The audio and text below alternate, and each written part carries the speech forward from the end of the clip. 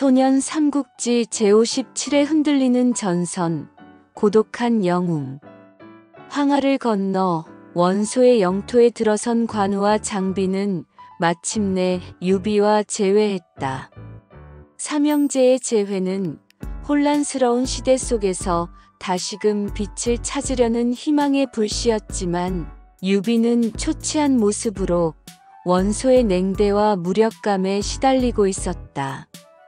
원소는 유비를 중용할 생각이 없어 보였고 그저 조조와의 싸움에 유비를 이용하려 할 뿐이었다. 관우와 장비의 등장은 유비에게 큰 힘이 되었지만 동시에 오만한 원소에게는 또 다른 경계의 대상이 되었다. 혼란스러운 전세 속에서 이들의 앞날은 여전히 불확실했다. 하지만 삼형제가 다시 함께하게 된 것만으로도 그들에게는 어떤 시련도 이겨낼 수 있는 굳건한 용기가 솟아났다. 이러한 상황 속에서 조조의 본대가 급히 후퇴했다는 소식은 순식간에 낙양 전역에 퍼졌다. 연합군은 사기가 충천하여 득이양양했지만 제갈량의 표정은 오히려 굳어 있었다. 그는 장막에 걸린 지도를 응시하며 깊은 시름에 잠겼다. 조조가 이렇게 쉽게 물러날 리가 없어. 분명 다른 꿍꿍이가 있을 터인데 그의 직감은 틀리지 않았다. 며칠 뒤 조조의 척후병들이 낙양 외곽에서 포착되었다는 보고가 날아들었다. 그들은 단순한 정찰대가 아니었다. 마치 먹이를 노리는 굶주린 늑대들처럼 연합군의 보급로와 후방을 끊임없이 교란하며 작은 피해를 누적시키고 있었다. 유비는 이런 상황을 두고 볼 수 없었다. 그는 곧장 제갈량을 찾아가 물었다. 공명, 저들의 의도가 무엇입니까? 이렇게 소모전을 펼치는 이유가 대체 무엇입니까? 제갈량은 잠시 눈을 감았다가 뜨며 말했다. 폐하, 조조는 지금 우리 연합군의 약점을 파고들고 있습니다. 보급로를 끊어 우리의 전력을 약화시키고 내부 분열을 유도하려는 것이지요. 이미 조조의 계략에 넘어간 자들이 보급마저 원활하지 않자 불만을 쏟아내기 시작했습니다. 그의 말대로였다. 연합군 내부에서는 물자 부족과 조조군의 끈질긴 공세로 인한 피로감 때문에 불평이 터져 나오기 시작했다. 특히 오군의 손권은 거듭되는 소모전에 지쳐 있었다. 그는 주유를 불러놓고 불만을 토로했다. 계속되는 소모전으로 병사들의 사기는 땅에 떨어지고 보급은 바닥을 드러내고 있어. 이대로 가다가는 낙양을 얻기는커녕 우리 군마저 와해될 판이요.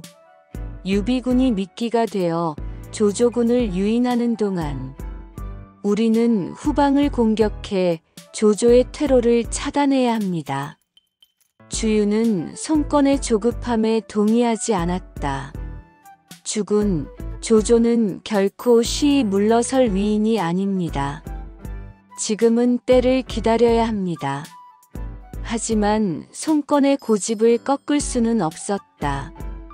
결국 주유는 마지못해 손권의 명을 따랐고 오군은 독자적으로 조조의 후방을 노리려 움직였다. 그 순간 조조가 기다렸다는 듯 맹렬한 역습을 감행했다.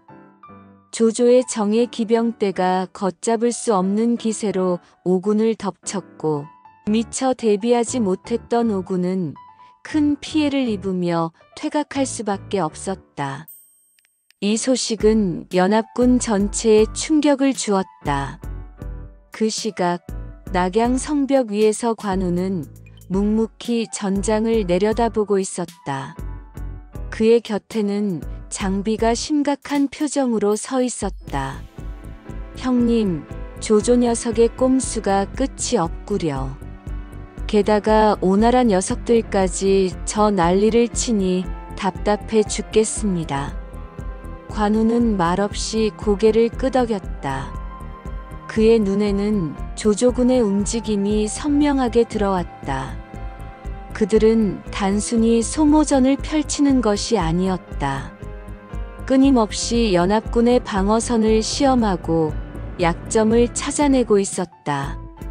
마치 거대한 뱀이 먹이를 조이듯 연합군을 서서히 압박해오고 있었다.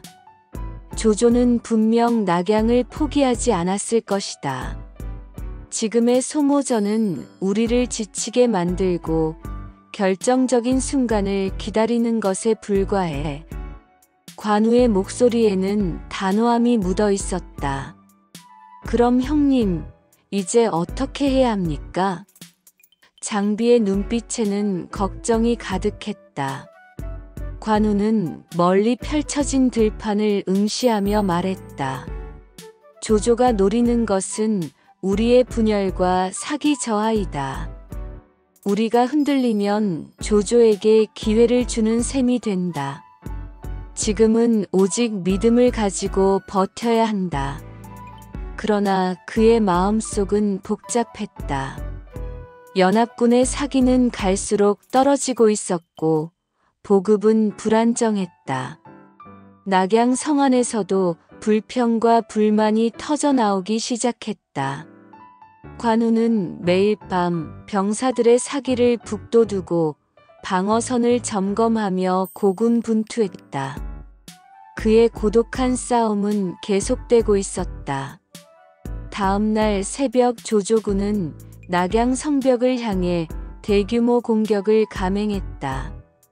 이전의 소규모 교란전과는 차원이 다른 맹렬한 공세였다.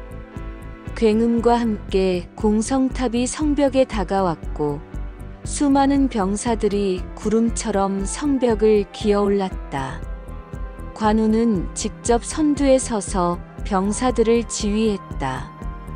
청룡 언월도가 번개처럼 휘둘러질 때마다 조조군 병사들이 비명을 지르며 쓰러졌다.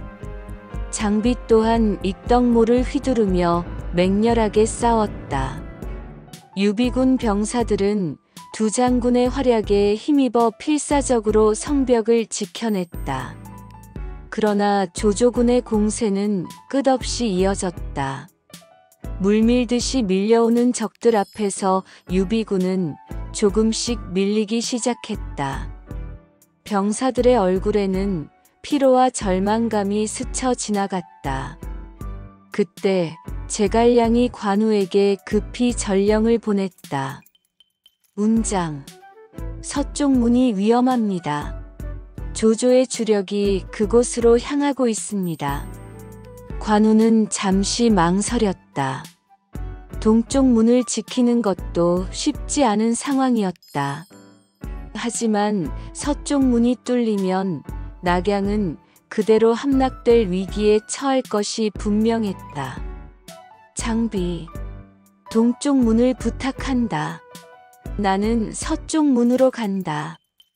관우는 급히 서쪽 문으로 달려갔다.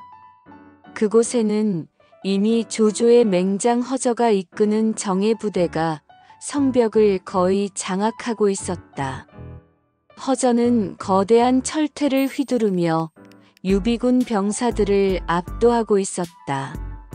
관우는 지체 없이 허저에게 달려들었다. 허저, 내 칼을 받아라. 청룡 언월도와 철퇴가 격렬하게 부딪히는 소리가 전장을 뒤흔들었다. 두 장수의 싸움은 치열했다. 허저의 힘은 막강했고 관우는 연이은 전투로 지쳐 있었지만 그의 눈빛은 흔들림 없었다. 그는 필사적으로 허저의 공격을 막아내며 조금씩 우위를 점해갔다. 관우가 허저를 몰아붙이는 사이 유비군 병사들은 사기를 되찾고 다시 한번 필사적으로 싸웠다.